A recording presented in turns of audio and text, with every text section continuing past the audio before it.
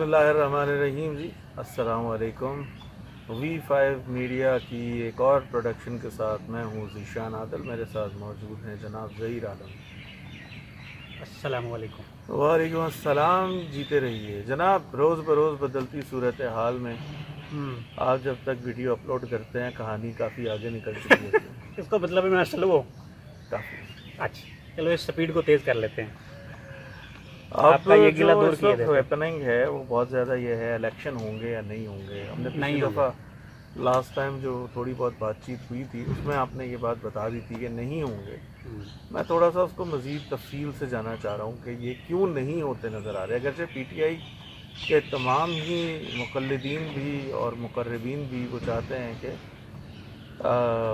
Election جلد از جلد ہو جائیں۔ یہ جو بیٹھے ہوئے ہیں ڈاکو چور امپورٹڈ، یہ بھی تو کہتے تھے نا وہ چھوڑ دیں نا ابھی۔ اب ایک تو یہ کہ سب سے پہلے خان صاحب بار بار یہ کہتے ہیں جی مجھے تو اعتبار ہی نہیں ہے چیف الیکشن کمشنر کے اوپر، میں تو ان کے خلاف تحریک لے کر آنے والا ہوں۔ تو جب آپ تحریک لے کر آ رہے ہیں تو آپ جب الیکشن پارٹی بن جائے گا تو پھر بات تو سن لینا یار، یہ بڑا مسئلہ ہے۔ اچھا چلیں ہمارا ایک کلچر ہو گیا ہے کہ جی جب بولیں منہ پر الٹی کی طرح بات آ گئی ہے تو رکے گی نہیں وہ۔ جی بالکل۔ اچھا چلیں آپ کو پورا موقع دیا جائے گا۔ جی بولیں میں ساری خاموش ہوں، کنٹینیوٹی میرا کی مطلب ایسی تیسی کر دیتے مطلب ہے ہیں میں ہمہ تن خاموش ہوں۔ چلیں جی۔ ہمارے جو کرنٹ افیئر کے پروگرام ہیں انہوں نے ایسی یہ ریت ڈال دی ہے کہ بات کاٹ لو۔ ہاں کاٹ دیں، چلیں۔ ہاں وہ تحریک اس کے چیئرمین اس کے الیکشن کمیشن کے خلاف تحریک لا رہے ہیں۔ جی تو اب اگر الیکشن کی طرف آپ چلے جاتے ہیں ود ان 3 months، اول تو یہ پاسبل نہیں ہے اگر آپ الیکشن کمشنر کو بھی چینج کرتے ہیں تو پھر بھی ممکن نہیں ہوگا، کیونکہ وہ بھی اس کا جائزہ لیں گے، اپنے ریفارمز کریں گے، جو بھی انہوں نے تسلی کرنی ہے وہ کریں گے۔ پھر اس کے علاوہ اگر آپ الیکشن کی طرف چلے جاتے ہیں اور ورسٹ کم ورسٹ 99.9% میں کہتا ہوں چلو جی عمران خان صاحب جیت جائیں گے، لیکن 0.1% اگر ہارنے کے چانسز ہوتے ہیں اور وہ ہار جاتے ہیں تو پھر وہ کیا یہ نہیں کہیں گے کہ میں نے تو پہلے کہہ دیا تھا، مجھے تو اس پر اعتبار ہی نہیں ہے، میرے لیے تو سب بندے ناقابل اعتبار ہیں۔ ایک پوائنٹ میرا یہ ہے۔ دوسرا پوائنٹ یہ ہے کہ آپ کے جو اس وقت کے معاشی حالات ہیں وہ فوری طور پر تقاضا کر رہے ہیں کہ آپ کو کہیں سے بھی، اور ظاہر ہے کہیں سے بھی جب میں کہتا ہوں تو IMF میں سب سے پہلے آتا ہے کہ آپ کو الٹیمیٹلی ان کا پروگرام ایکٹیو کرنا ہوگا۔ $6 ارب کی ڈیل ہوئی تھی، $3 ارب انہوں نے دیے، $3 ارب مزید رہتے ہیں، اگر وہ نہیں ملتے تو آپ شدید مشکلات کا شکار ہوں گے۔ اور جب بھی انٹرم گورنمنٹ آئے گی تو اس کو تو یہ سب کچھ نہیں دیا جائے گا۔ جو بھی پلان ہے وہ ایک کنفرم گورنمنٹ کے ساتھ ہی چلے گا جو کہ پلانز کو لے کر آگے چلے گی، سخت فیصلے۔ تیسری بات جو ہے جو الیکشن نہ ہونے کی وجہ نظر آتی ہے وہ خود الیکشن کمیشن کی طرف سے یہ کہنا کہ ابھی ہم تیار ہی نہیں ہیں، ٹھیک ہے، کم از کم بھی 6-7 مہینے لگتے ہیں کہ جی ہم نئی حلقہ بندیاں کریں اور اس کے بعد پھر ہم جا سکیں۔ تو میں نے اس میں کہیں بھی اپوزیشن کے نقطہ نظر کو ڈسکس ہی نہیں کیا۔ یہ وہ سارے نقطہ نظر ہیں جو کہ ریالٹی بیسڈ آپ کہہ لیں یا پھر پی ٹی آئی نے خود جو باتیں کی ہوئی، تو مجھے الیکشن اس لیے ہوتے ہوئے نظر نہیں آتے۔ اب میں چپ ہوں، آپ بات کیجیے۔ دیکھیں جی، الیکشن پاکستان تحریک انصاف کا سب سے پہلا مطالبہ ہی الیکشن ہے، ٹھیک ہے، اور الیکشن میں عوام نے ووٹ پول کرنا ہے، اور عمران خان صاحب کے جو ابھی حالیہ دنوں میں ہونے والے جلسے آئی اوپننگ ہیں، آپ لوگوں کو اس بات کی سمجھ آ جانی چاہیے، نوشتہ دیوار آپ کو پڑھ لینا چاہیے کہ عوام اس وقت جو ہے وہ تبدیلی کے پیچھے کھڑی ہے، عمران خان کے پیچھے کھڑی ہے۔ گزشتہ 70 سالوں سے جو عوام کو شعور سمجھ نہیں دیا گیا تھا وہ عمران خان نے پچھلے 3 سے 4 سالہ دور حکومت میں وہ جناب آپ لوگوں کو وہ شعور تک دیا ہے، ٹھیک ہے۔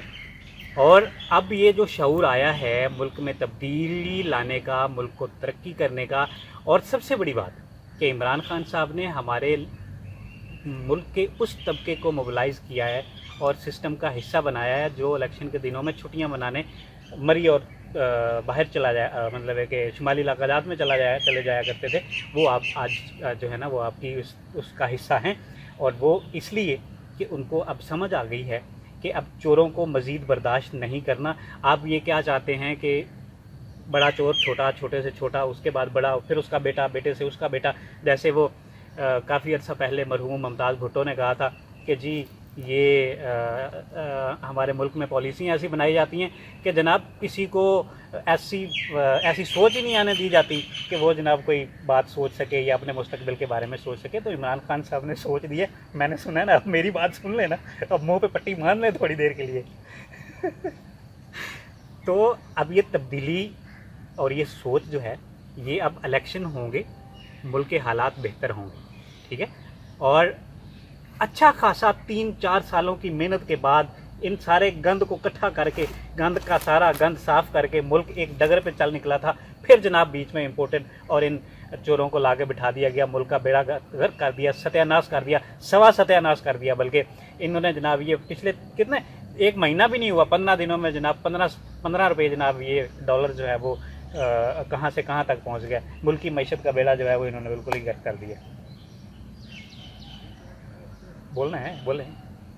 ٹپیکل پی ٹی آئی سے سوال گندم جواب چنا. میں بات کروں گا الیکشن ہوں گے کہ نہیں ہوں گے.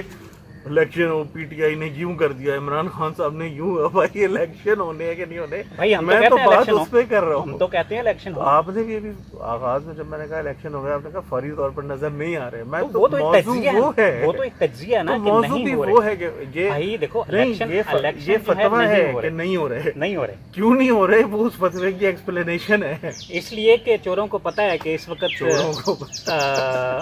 ان کی جو مقبولیت ہے وہ دن بدن کم ہوتی جا رہی ہے اور ان کو ووٹ نہیں ملے گی. اس لیے وہ اندر سے کہ میں بات کیا کر رہا ہوں, اندر سے آپ کی باتوں پہ ہنس رہا ہوں. نہیں میری باتوں دیکھو مطلب ہے کہ یہ میں نے کتنی سنجیدگی سے بتایا کہ بھائی الیکشن, میں نے کہیں ذکر تک نہیں کیا. دیکھو میری بات سنو کہ چوروں کو پتہ ہے کہ ان کی مقبولیت کوئی نہیں ہے, ٹھیک ہے.